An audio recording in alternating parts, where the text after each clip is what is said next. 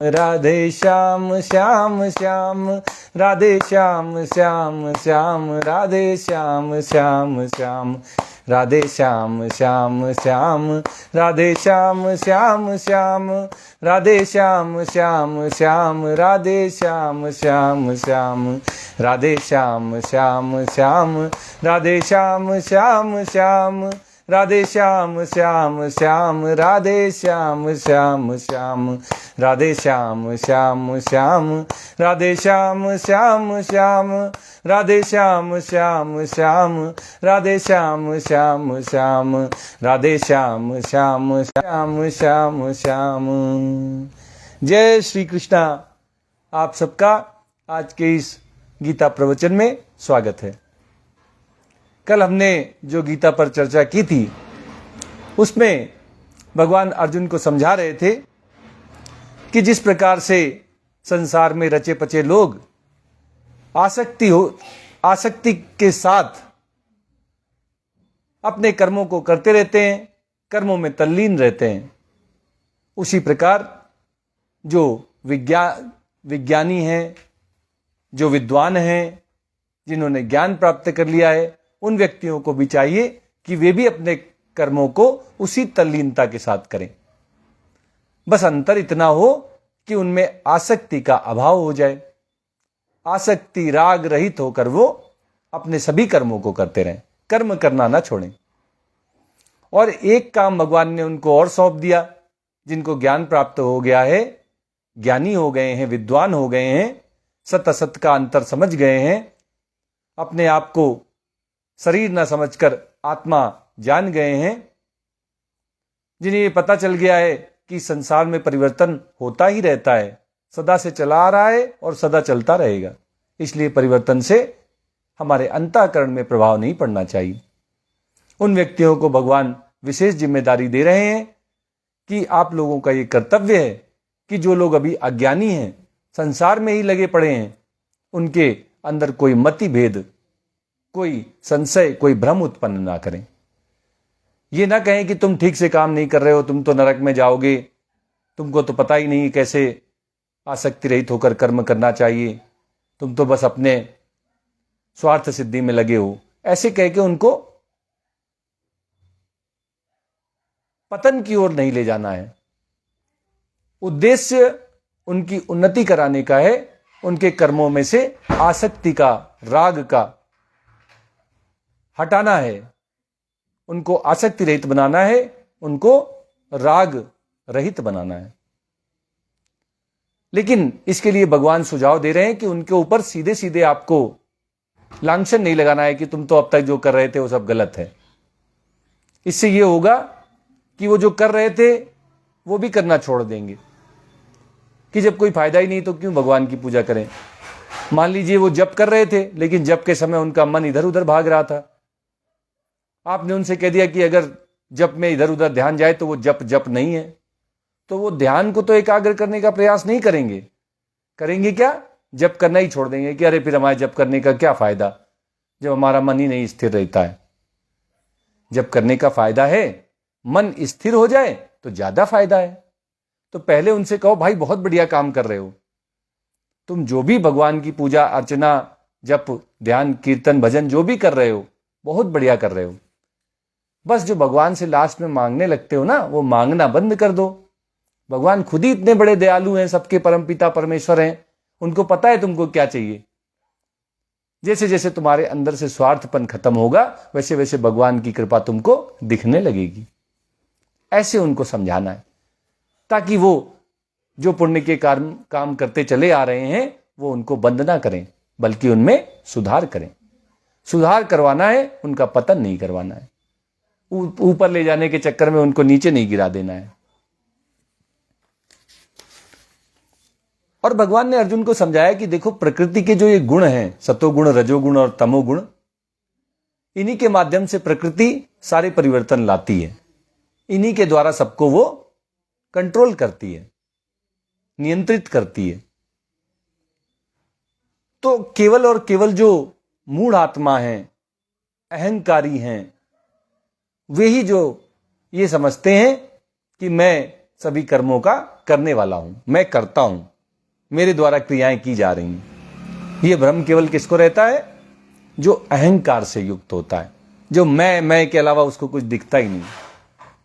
एक दिन के लिए वो अगर अपनी दिनचर्या को बंद करके चुपचाप साक्षी भाव से बैठ जाए तो उसको लगेगा यार चल तो सारा काम वैसे ही रहा है, हो सकता है थोड़ा ऊपर नीचे हो जाएगा, लेकिन वो इसलिए होगा कि कोई भी अगर काम नया नया कोई शुरू करेगा तो उसमें थोड़ा बहुत उससे गलतियां होंगी, इसलिए होगा, इसलिए नहीं कि वो नहीं कर रहा है। एक सप्ताह के लिए अगर आपको लगता है कि आपके बिना आपका घर परिवार नहीं चल सकता तो एक सप्ताह के लिए आप छुट्टी लेके कहीं चले जाइए, देखिए घर में सब चीजें चलेंगी। आपका ये भ्रम समाप्त हो जाएगा कि मेरे अलावा कोई कुछ कर नहीं रहा है।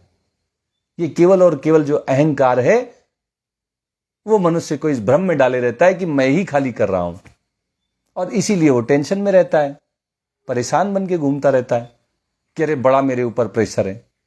अरे इतने बड़ा ब्रह्मांड है, इतनी बड़ी सृष्टि है, उसमें से कितनी आकाश गंगाएं हैं, कितने ग्रह हैं, उनमें एक छोटा सा ग्रह पृथ्वी, उसमें इतने सारे देश हैं, इतने सारे जिले हैं, इतने सारे राज्य हैं, जिले हैं, गांव हैं, उनमें कहीं एक छोटा सा मोहल्ला आपका, उस मोहल्ले में भी इतने सारे घर हैं, उनमें से एक घर आपका, और उस घर की जिम्मेदारी आपके पास है, वो भी सब लोगों के सहयोग से आप चलाते हैं, और आप कह रहे हैं हम तो बड़े करता, बहुत हमारे ऊपर प्रेशर है, बड़ा हमारे ऊपर काम का बोझ है। अब आप खुद ही समझ लीजिए कि इतने बड़े ब्रह्मांड में आपकी स्थिति समुद्र की एक बूंद की जैसी है, रेत के रेगिस्तान में रेत के एक छोटे से कंकड़ के बराबर आपकी स्थिति है, और आप उसी में परेशान घूम रहे हैं, केवल और केवल अहंकार, और यही अहंकार मोह में डालकर मूर्ख बना देता है, और आदमी अपने आप को ही सब चीजों का कर्ता समझ लेता है। भगवान स्पष्टतया समझा रहे हैं कि कर्म जो हैं वो प्रकृति के द्वारा उनके गुणों के माध्यम से किए जाते हैं। जिसके अंदर जैसे गुण प्रबल होते हैं वो वैसे ही कार्यों में लग जाता है, फिर उसका अपने ऊपर कोई नियंत्रण नहीं रहता, प्रकृति नियंत्रित करती है, और केवल मनुष्यों को ही नहीं, सभी प्राणियों को, यहां तक कि जो नदियां हैं, पहाड़ हैं, वृक्ष हैं, सबको प्रकृति ही नियंत्रित करती है, मनुष्य तो नहीं करता। ये तो आपका अपना अनुभव है। तो जो तत्वविद होता है, जो समझ जाता है कि संसार परिवर्तनशील है, आत्मा परमात्मा इनमें कोई परिवर्तन नहीं होता, सदा एक भाव से रहते हैं, समान भाव से, वे जब ये जान लेते हैं कि केवल गुण ही गुण में बरतते हैं, गुण से ही हमारे शरीर आदि उत्पन्न हुए हैं, तो जैसे प्रकृति से गुण उत्पन्न हुए हैं, संसार से ही हमें शरीर आदि मन बुद्धि इंद्रियां प्राप्त हुई हैं, तो ये भी उन्हीं गुणों के हिसाब से चलते हैं, प्रकृति के निर्देशन में, प्रकृति के नियंत्रण में, और इसलिए वो इसमें आसक्त नहीं होते। वो एक साक्षी की भांति, दृष्टा की भांति देखते हैं कि हां हम इस परिवर्तन के साक्षी हैं, हमारे सामने ये सब घटनाएं घट रही हैं, लेकिन हम नहीं कर रहे हैं। तो वो प्रकृति के कर्मों और प्रकृति के गुणों, कर्म भी प्रकृति के इसीलिए हैं क्योंकि प्रकृति से प्राप्त हुए शरीर आदि के द्वारा ही कर्म किए जा रहे हैं। ये इंद्रियां, मन, बुद्धि और शरीर, ये सब भी तो प्रकृति ने ही दिए हैं, संसार से ही प्राप्त हुए हैं, तो ये भी प्रकृति के ही कर्म हो गए, और इनसे जो क्रियाएं की जा रही हैं वो भी प्रकृति के कर्म हो गए, और जो गुण हैं, सतोगुण, रजोगुण, तमोगुण, वो भी प्रकृति के ही हैं। तो सारा कुछ प्रकृति के है, हमारा कुछ नहीं है, ये मान के वो इनसे अपने आप को आसक्ति रहित कर लेते हैं, फिर इनमें राग नहीं रहता। अब आगे की गीता को आज समझते हैं। भगवान कह रहे हैं, प्रकृते गुण सम्मूढ़ा सज्जन्ते गुण कर्मसु तान कृत्स्न विदो मंदान कृत्स्न विद्ना विचालयेत। भगवान कह रहे हैं कि प्रकृति जन्य गुणों से अत्यंत मोहित हुए अज्ञानी मनुष्य गुणों और कर्मों में आसक्त रहते हैं, जो संसार में ही फंसे हुए हैं, जो संसार से बाहर अभी देख ही नहीं पा रहे हैं, जो अपने कर्मों में इतने उलझ गए हैं कि वे ये नहीं देख पा रहे हैं कि प्रकृति कार्य करने वाली है, हम तो बस साक्षी हैं, दृष्टा हैं। तो वो क्या करते हैं, वो प्रकृति के गुणों से मोहित हो जाते हैं। कहते हैं ना कि माया में पड़े हैं, तो वो माया में पड़ जाते हैं, फिर माया उनको नचाती रहती है। अति अद्भुत नाच नचाए हरि तेरी माया ठगिनी, या कहें कि अति अद्भुत खेल रचाए हरि माया जादूगरनी, दुख में सुख को दर्शाए हरि माया जादूगरनी। तो फिर उनके ऊपर माया अपना जादू चला देती, उनको दुख सुख नजर आने लगते हैं। दुख सुख, हानि लाभ, अपमान सम्मान में बदलने लगता है। कहने का मतलब यह है कि वास्तविकता में जो हमारा स्वरूप है, हमारी आत्मा है, उसको कोई फर्क नहीं पड़ता, सुख मिले कि दुख मिले, लाभ हो कि हानि हो, मान सम्मान मिले या अपमान हो। ये सब तो ये शरीर के साथ जो हमने अपनापन जोड़ लिया है और फिर भावनाएं जोड़ ली हैं। सुख को अच्छा मान बैठे हैं, दुख को बुरा, लाभ से बड़ी हमारी आसक्ति हो गई है और हानि से हम घृणा करने लगे, इसलिए हमको लगता है कि हमको प्रभावित करने लगे। ऐसे ही मनुष्यों के विषय में भगवान यहां कह रहे हैं कि वो लोग प्रकृति के गुणों के कारण मोहित हो जाते हैं, मोहित हो जाते हैं और अपने कर्मों को आसक्ति पूर्वक करने लगते हैं। उनको प्रकृति के गुण भी बेवकूफ बना देते हैं और जो उनके कर्म हैं वो भी उनको उलझा देते हैं। गुण भी उलझा देते हैं और कर्म भी उलझा देते हैं। और इनका नियंत्रण कहां है? प्रकृति के पास। वो अपने तीनों गुणों के माध्यम से इसको नियंत्रित करती है और ऐसे ही सबको जादू में घुमाती रहती, नचाती रहती है। अब ऐसे में जिन्होंने ज्ञान को प्राप्त कर लिया है, जिन्होंने इस माया पर विजय प्राप्त कर ली है, जिन पर भगवत कृपा हो गई है, जिन्होंने अपने आप को आसक्ति रहित करके संभाव में स्थित कर लिया है, भगवान कहते हैं उनकी बड़ी जिम्मेदारी बनती है। तान कृत्स्न विदो मंदान कृत्स्नवित न विचालित। ऐसे जो मंद बुद्धि है ना, जो अभी समझ नहीं पाए माया के इस खेल को, इस जादू को, पूर्णता से इसको समझ नहीं पाए हैं, इसी में फंस के रह गए हैं, दलदल से बाहर निकलने का जिन्हें कोई उपाय सूझ नहीं रहा है, भगवान कहते हैं कि जो समझ गए हैं इसके खेल को, इसके जादू को, उनको ऐसे मूर्ख व्यक्तियों को, ऐसे मंद बुद्धि व्यक्तियों को, ऐसे अज्ञानी व्यक्तियों को विचलित नहीं करना चाहिए। भगवान कह रहे न विचालित, उनको विचलित ना करो। विचलित करने से कहीं वो डिप्रेशन में ना चले जाएं, अंडर कॉन्फिडेंट ना हो जाएं, अपने आप से उनका विश्वास जो है वो डगमगा ना जाए अपने ऊपर कि अरे मैंने तो जीवन अपना व्यर्थ में बेकार कर दिया। अब लो नसानी अब ना नसई हो। अब तक जो नष्ट हो गया नष्ट हो गया, आगे नष्ट ना हो इसके लिए विद्वान को प्रयास करना है, ना कि आगे का जीवन ये सोच सोच के नष्ट हो जाए कि अरे मेरा तो बाकी का जीवन पिछला बेकार चला गया। तो इसलिए उनको विचलित ना करें। वो जो भी कर्म कर रहे हैं उसमें उनको लगा रहने दे कि करते रहो कर्मों को, तुम बहुत अच्छे से कर रहे हो, थोड़ा सुधार की आवश्यकता है लेकिन तुम बहुत अच्छे हो, तुम ये सुधार भी कर सकते हो, तुम्हारा जीवन तुम्हारे नियंत्रण में है, तुमने बड़ी अच्छी से इसको जिया है, तुमने समाज के सामने एक आदर्श प्रस्तुत कर रखा है, थोड़ा सुधार चाहिए, वो भी भगवान की कृपा से हो जाएगा, धीरे धीरे हो जाएगा। जो हुआ वो भी भगवान की कृपा से हुआ और जो सुधार होने के बाद होगा वो भी भगवान की कृपा से होगा।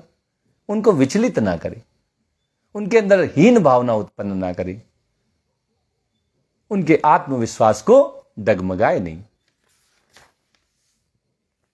तो अब उपाय क्या है? फिर उनसे कैसे कहे कि तुम्हारा सुधार कैसे होगा? उसके लिए भगवान कहते हैं कि रास्ता है। उनसे कहे जैसे कर्म कर रहे हो करो ऐसे ही, लेकिन कुछ जोड़ दो उसमें। क्या जोड़ दो? भगवान कहते हैं मयि सर्वाणि कर्माणि संन्यस्य अध्यात्म चेतसा निराशी निर्ममो भूत्वा युध्यस्व विगत ज्वरः। भगवान कह रहे हैं कि जैसे कर्म कर रहे हो ऐसे ही करते रहो। कर्मों को करने में कोई परिवर्तन नहीं लाना है। बस जब कर्म करो तो उनको मुझे समर्पित कर दो। त्याग की भावना से, संन्यासनाथ, संन्यस्य अध्यात्म चेतसा, अपनी बुद्धि से, अपने विवेक के द्वारा संन्यास मतलब त्याग कर दो, समर्पित कर दो। किसको समर्पित कर दो? परमपिता परमेश्वर भगवान श्री कृष्ण को समर्पित कर दो। और किस किस कर्म को समर्पित करने के लिए कह रहे हैं? कोई छटनी करने के लिए नहीं कह रहे हैं। मयि सर्वाणि कर्माणि, सारे के सारे कर्मों को, उसमें कोई कर्म छोड़ना नहीं है कि ये कर्म मेरे से गलत हो गया, ये मेरी गलती है, इसको भगवान से छुपा लेता हूं, इसको भगवान को समर्पित ना करूं, इसको अपने पास रख लेता हूं, बाकी के भगवान को समर्पित कर देता हूं। ऐसे करने के लिए भगवान नहीं कह रहे हैं। जो भी कर्म किया, अच्छा किया बुरा किया, उसमें आपका फायदा हुआ नुकसान हुआ, वो आपको लग रहा है कि पुण्य का कर्म है या वो आपको लग रहा है पाप का कर्म है, किसी को भेदभाव के साथ नहीं भगवान को समर्पित करने के लिए कह रहे हैं। मयि सर्वाणि कर्माणि, सारे के सारे कर्मों को भगवान को समर्पित कर दीजिए। त्याग की भावना से, समर्पण की भावना से, अपने विवेक के द्वारा, अपनी बुद्धि का इस्तेमाल करके। और इन सबको त्यागते समय, भगवान को अर्पित करते समय 3 बातों का ध्यान रखना है। क्या 3 बातें आपको ध्यान रखनी है? पहली बात है निराशी, आशा नहीं रखनी है कि अब मैं भगवान को समर्पित कर रहा हूं तो बदले में भगवान हमको 2 गुना 4 गुना 10 गुना करके दे देंगे। ऐसी आशा के साथ भगवान को नहीं समर्पित करना है। कोई आशा नहीं रखनी है समर्पण के लिए। त्याग की भावना से करना है, दान की भावना से करना है, समर्पण की भावना से करना है, ना कि किसी आशा से। और निर्ममो भूत्वा मतलब ममता भी नहीं रखनी है उन वस्तुओं से, उन पदार्थों से जो भगवान को क्रियाएं समर्पित कर रहे हैं आप, उनमें कोई ममता भी नहीं होनी चाहिए। उनके साथ कोई राग नहीं, कोई आसक्ति नहीं, कोई बड़ा मेरापन, ऐसा भी भाव नहीं रखना है। ममता से रहित होकर भगवान को समर्पित करने हैं। और विगत ज्वरा, गीता में शायद विगत ज्वरा शब्द यहीं प्रयोग हुआ है। ज्वर मतलब तो आप समझते हैं, शरीर में ज्वर आता है, ताप बढ़ जाता है, तो हमारे जीवन के जो संताप हैं उनको भी भगवान को समर्पित कर देना है।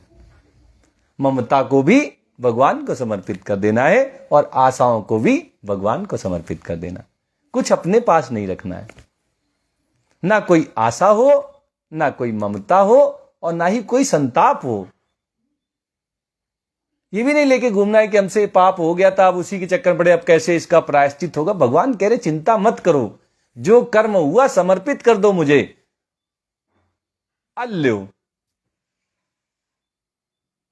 जब सब समर्पण कर दिया तो क्या मेरा, तेरा तुझको अर्पण क्या लागे मेरा। जो हम आरती करते हैं ना, बड़ी गूढ़ बातें उसमें हैं।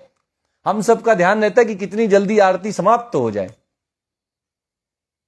अगर आप उसके एक एक शब्द समूह को ध्यान से पढ़ेंगे तो आपको लगेगा कि अरे पूरा का पूरा ज्ञान का जो सार है वो आरती के अंदर है।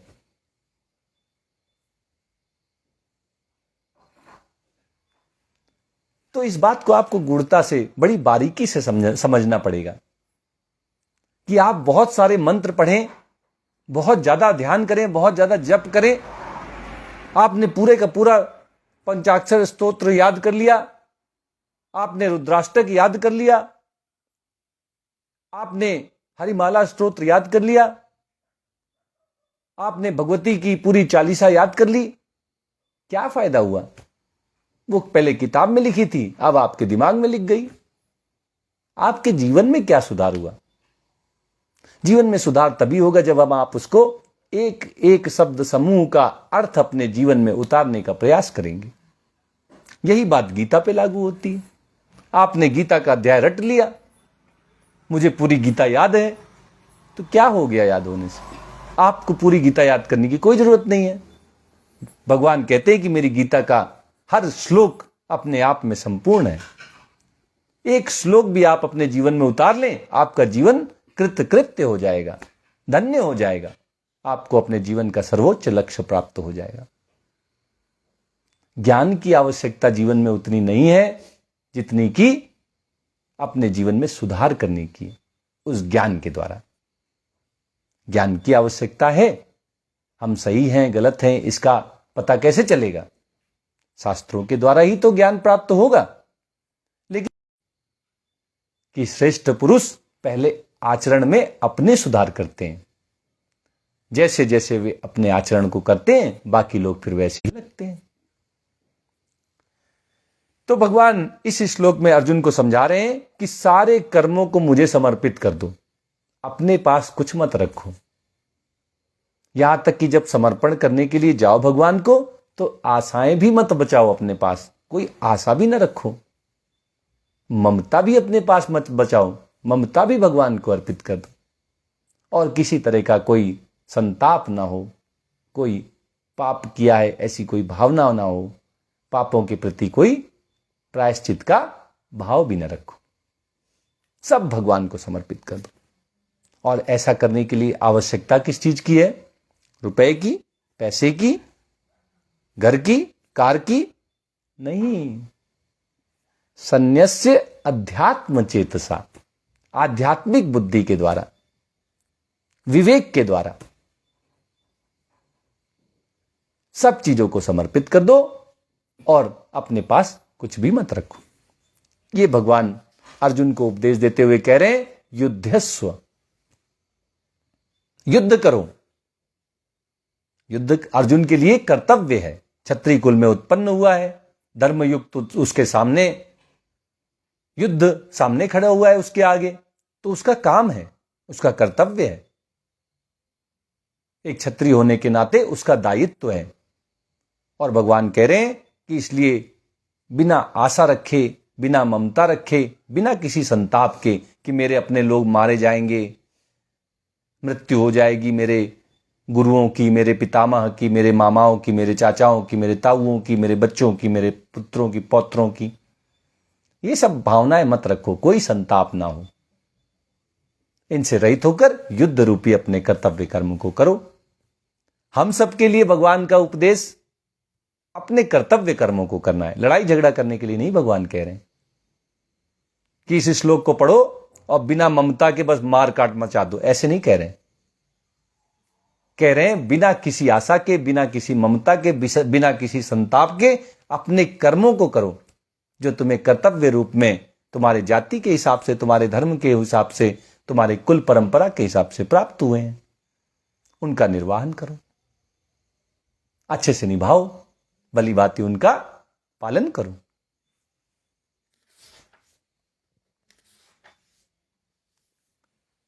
अब भगवान ने जो ये अच्छी अच्छी बातें अर्जुन को बताई हैं, इनकी महिमा गाते हुए कहते हैं कि इसकी बड़ी महिमा है। अगर अपने जीवन में कोई इसको लागू कर ले तो उसका जीवन धन्य हो जाता है। भगवान कहते हैं, ये मे मतमिदं नित्यम अनुतिष्ठन्ति मानवा श्रद्धावन्तो अनसूयन्तो मुच्यन्ते ते अपि कर्मभिः। भगवान कह रहे हैं कि जो ये मेरा मत है, जो ये मैंने बातें बताई कि अपने आचरण में सुधार करो, सारे कर्मों को बखूबी निभाओ, जो भी कर्म करो सारे के सारे मुझे समर्पित कर दो। समर्पित करते समय न तुम में कोई आशा हो, न ममता हो, न कोई संताप हो। ये जो भगवान का मत है ना, भगवान कह रहे हैं कि इसमें नित्य तिष्ठन्ति मानवा, जो मनुष्य इसमें सदा स्थिर रहते हैं, एक दिन के लिए नहीं।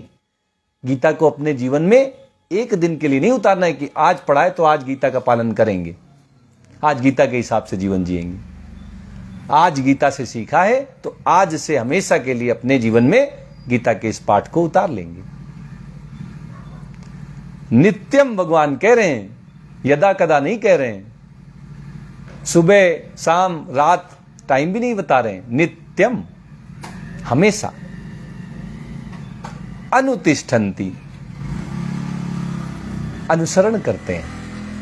जो भी गीता में अभी भगवान ने 3रे अध्याय में अर्जुन को जीवन जीने का तरीका सिखाया है, भगवान कहते हैं कि अगर नित्य कोई इसके हिसाब से अपने जीवन को जीता है, मेरे बताए हुए इस रास्ते का अनुसरण करता है, और करते समय क्या ध्यान रखता है, 2 बातें भी ध्यान रखनी है। श्रद्धावंतो, कि भगवान ने कहा है सही कहा है, इस पे पूरी श्रद्धा रखनी है। श्रद्धा के बिना जब हम काम करते हैं ना, तो बीच बीच में जब कठिनाइयां आती हैं तो हमारा मन जो है वो आगे बढ़ने से मना कर देता है, कहता है बड़ा कठिन रास्ता है, पता नहीं सफलता मिलेगी कि नहीं मिलेगी।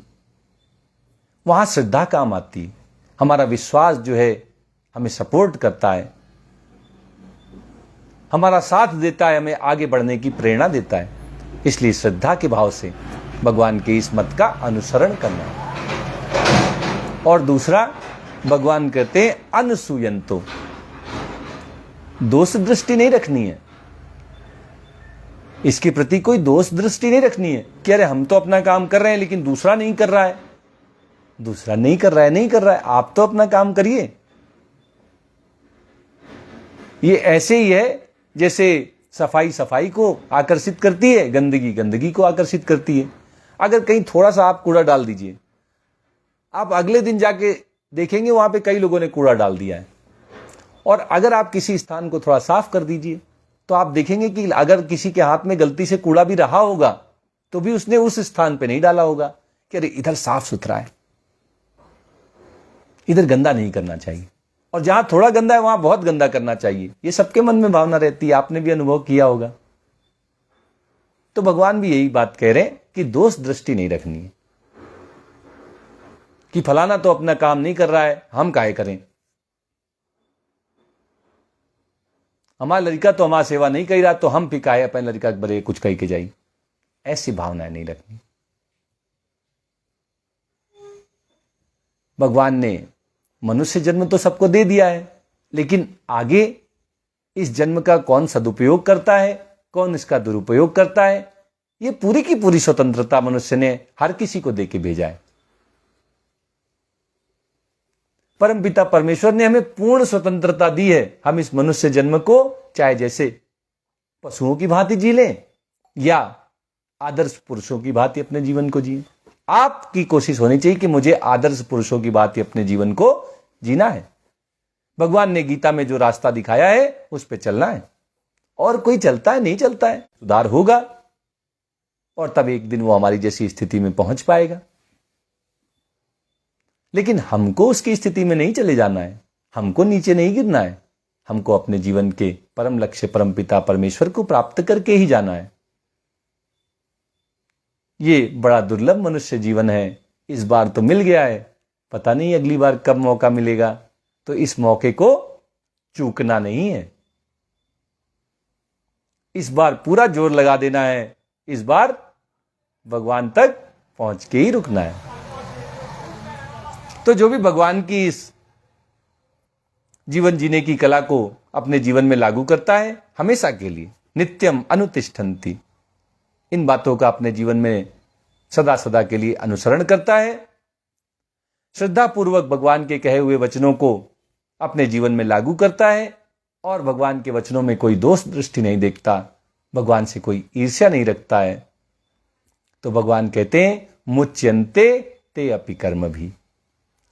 उनको कर्मों के बंधन से मुक्त होने के लिए कुछ अलग से करने की आवश्यकता नहीं है, वे भी कर्मों के बंधन से मुक्त हो जाते हैं। उनको कर्म फिर जन्म मरण के चक्र में नहीं बांध पाते हैं, उनको कर्मों से दुख सुख लाभ हानि मान अपमान नहीं प्राप्त होता है। वो भगवान से छोटी छोटी चीजें न मांगकर परम कल्याण को प्राप्त हो जाते हैं। वे जीवन और मृत्यु के चक्र से मुक्त हो जाते हैं और जब तक जीवित रहते हैं तब तक वो परमहंस की भांति जीवन मुक्त पुरुषों की भांति अपने जीवन को जीते हैं और उसके बाद भगवान के साथ सदा आनंद पूर्वक उनके गोलोक वृंदावन धाम में, उनकी सेवा में, उनके प्रेम में, उनकी भक्ति में लगे रहते हैं।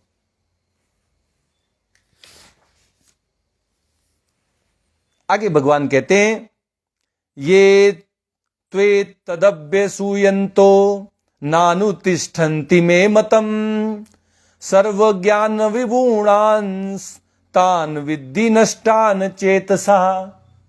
अब उनका क्या जो भगवान के कहे हुए इन वचनों का पालन नहीं करते हैं, कथा की बात ही सुनकर फिर से संसार में ही खो जाते हैं, अपने जीवन में सुधार नहीं लाते हैं, उनका क्या होता है?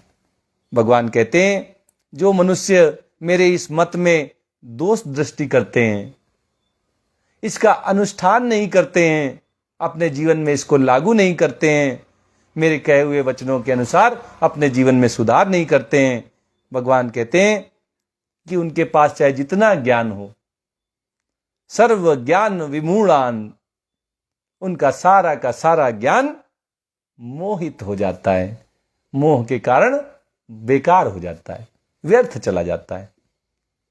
बड़ा ज्ञान इकट्ठा कर लिया, पुस्तकें पढ़ ली, गीता भी पढ़ ली, लेकिन जीवन में सुधार नहीं किया तो सब मटिया मलित हो गया। कोई मतलब नहीं ऐसे ज्ञान का जिससे जीवन में कोई सुधार ही ना हुआ हो, जिससे जीवन में कोई परिवर्तन ही ना हुआ हो। किताब का लिखा हुआ ज्ञान अपने दिमाग में लिख लिया गया है, इससे कोई जीवन में सुधार नहीं हुआ तो कोई भला भी नहीं हुआ। वो सारा का सारा ज्ञान मूढ़तावश, मूर्खतावश, मोहित होने के कारण, मोहग्रस्त होने के कारण बेकार चला गया, व्यर्थ हो गया। और ऐसे व्यक्तियों के लिए भगवान कह रहे हैं, तान विद्धि नष्टान चेतसा। अचेतसा है, उनकी चेतना भी जागृत नहीं हुई, उनका विवेक काम नहीं कर रहा है, उनको अच्छे और बुरे की सूझ नहीं है कि हम अपने जीवन को सुधार करने के लिए खुद ही उत्तरदायी हैं। हमें ही सुधार करना है, दूसरा नहीं आएगा। क्या सही है क्या गलत है हमारे जीवन में, इसका निर्णय हमें ही अपने विवेक बुद्धि से लेना होगा, हमें ही अपनी चेतना को जगाना होगा। ये बात वो अपने जीवन में नहीं समझ पाते। रट्टू तोते की बात ही वो ज्ञान तो खूब बखारते हैं, लेकिन उसका लाभ अपने जीवन में नहीं उठा पाते, तो उनका भगवान कहते हैं नष्टान, वो नष्ट हो जाते हैं, उनका पतन हो जाता है। वो मनुष्य जन्म पाकर भी पशुओं के समान ही आचरण करते रह जाते हैं, बिना पूंछ और सींग वाले जानवर बन के वो अपना जीवन जीते रह जाते हैं। तो ये भगवान दोनों तरह से समझा रहे हैं। अन्वय और व्यतिरेक दो रीतियां होती हैं शास्त्रों में। एक होता है कि किसी बात की अच्छाइयों के माध्यम से उसको अपने जीवन में लागू करने का संदेश दिया जाए, तो भगवान ने कह दिया कि जो मेरे मत का अनुसरण करते हैं वो कर्मों के बंधन से मुक्त हो जाते हैं। और इसी बात को जब व्यतिरेक रीति से कहा जाएगा तो उसके पालन न करने के क्या क्या हानियां हैं, क्या क्या दुष्प्रभाव हैं, उनके माध्यम से उसको समझाते हैं। ये व्यतिरेक की रीति है। तो इससे भगवान समझा रहे हैं कि ऐसे आदमियों का सारा ज्ञान व्यर्थ चला जाता है, उनके जीवन का पतन हो जाता है, उनकी चेतना भी जागृत नहीं हो पाती। तो भगवान के मतों का, भगवान की कही हुई बातों का अपने जीवन में पालन करना है। उनको पढ़ के अपने दिमाग में बैठा नहीं लेना है कि हाँ दिमाग में बैठ गया, ठीक है। बहुत सारी किताबें पढ़ते हैं, गीता भी पढ़ ली, बहुत सारी बातें सुनती हैं, चलो आज गीता का प्रवचन भी सुन लिया। सुनने के साथ साथ उसका चिंतन करें और अपने जीवन में उसको लागू करें। 1-2 दिन के लिए नहीं, नित्यम, हमेशा हमेशा के लिए। आज की गीता का प्रवचन यहीं तक होगा। आगे की जो भगवान के मत हैं वो हम आगे के दिनों में उनको भी समझने का प्रयास करेंगे, अपने जीवन में लागू करने का प्रयास करेंगे। आइए एक भजन करते हैं, और चूंकि आज नवमी है तो आज हम भगवान राम के नाम से एक भजन करेंगे। दशहरा भी है कल, आप सबको इसकी बहुत बहुत शुभकामनाएं। आपके जीवन में उसी तरह अज्ञान रूपी रावण का अंत हो जैसे भगवान श्री राम ने रावण का अंत किया था। मां भगवती 9 रूपों में आपके ऊपर सदा कृपा करती रहें, ये शुभकामनाएं मेरी ओर से आप सबको। जैसे रखे राम जी रहना चाहिए, जैसे रखे राम जी रहना चाहिए। मान अपमान सब सहना चाहिए, मान अपमान सब सहना चाहिए। जैसे रखे राम जी रहना चाहिए। चाहते आराम हो तो रोज ही सुबह शाम, चाहते आराम हो तो रोज ही सुबह शाम। सीताराम सीताराम कहना चाहिए, सीताराम सीताराम कहना चाहिए। जैसे रखे राम जी रहना चाहिए। अनुकूल प्रतिकूल दोनों ही कुलों के मध्य, जैसे कोई नदी बहती है तो उसके 2 किनारे होते हैं, ऐसे ही हमारी जो जीवन रूपी नदी है इसके भी 2 किनारे हैं, अनुकूल और प्रतिकूल। अनुकूल प्रतिकूल दोनों ही कुलों के मध्य, सरिता समान सदा बहना चाहिए, सरिता समान सदा बहना चाहिए। जैसे रखे राम जी रहना चाहिए, जैसे रखे राम जी रहना चाहिए। एक बार एक महात्मा ऐसे ही किसी को कथा यही वाला भजन सुना रहे थे, तो पीछे बैठा हुआ एक व्यक्ति बोला, रहना क्या चाहिए, रहना ही पड़ेगा, अब भगवान के आगे और कर भी क्या सकते हैं।